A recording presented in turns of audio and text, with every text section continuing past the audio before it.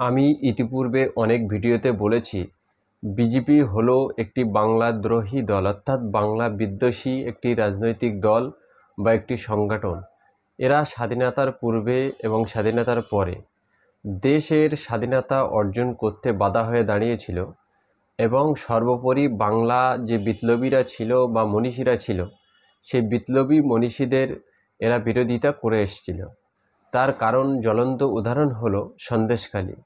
সন্দেশখালীতে যতটুকুই ঘটনা ঘটেছে কেন, সেটাকে ফুলিয়ে ফাঁপিয়ে টাকার বিনিময়ে অবৈধ পথে দেশের সংবিধান বিরোধী কাজ করে অভিযোগটি যার দিকে যাচ্ছে সেই মাননীয় বিরোধী দলনেতা পশ্চিমবঙ্গের, যিনি কিনা ইডি, সিবিআই এবং অসংখ্য চুরির মামলা থেকে বাঁচার জন্য বিজেপির ওয়াশিং মেশিনে গিয়ে ওয়াশ হয়ে তিনি যে বিজেপির সেই সংস্কৃতি গায়ে মেখে বাংলা এবং বাঙালিকে দূষিত করে তুলেছে সারা ভারতবর্ষের মধ্যে।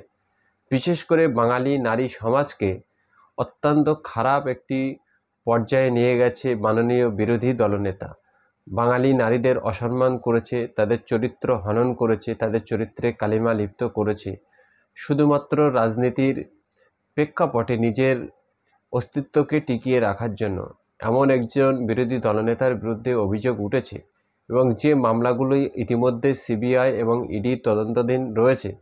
অবশ্যই সিবিআই এবং ইডির উচিত মাননীয় বিরোধী দলনেতাকেও এই মামলায় সাক্ষী করে বা এই মামলার একটি পার্টি করে তদন্ত করা। কেন তিনি এমন নোংরা এবং বিকৃতি মানসিকতার কাজ করতে পারলেন শুধুমাত্র রাজনীতিতে নিজের অস্তিত্ব টিকিয়ে রাখার জন্য? বাংলা এবং বাঙালি কখনোই এই ধরনের নোংরা সংস্কৃতির সঙ্গে অভ্যস্ত নয়, যেটা কিনা বলাই অর্থাৎ গুটখা অঞ্চলের মানুষরা করে থাকে, সেটা তাদের শিক্ষার অভাবে করে থাকে। সেই সংস্কৃতি পশ্চিমবঙ্গে মাননীয় বিরোধী দলনেতা যে প্রয়োগ করতে চলেছে, তার বিরুদ্ধে বাঙালিকে একজোট হয়ে, বিশেষ করে বাঙালি নারী সমাজকে একজোট হয়ে প্রতিবাদ করতে হবে। না হলে বিজেপি এমন সংস্কৃতি সারা বাংলায় ছড়িয়ে দেবে, যেটা কিনা সন্দেশখালী নিয়ে করেছে।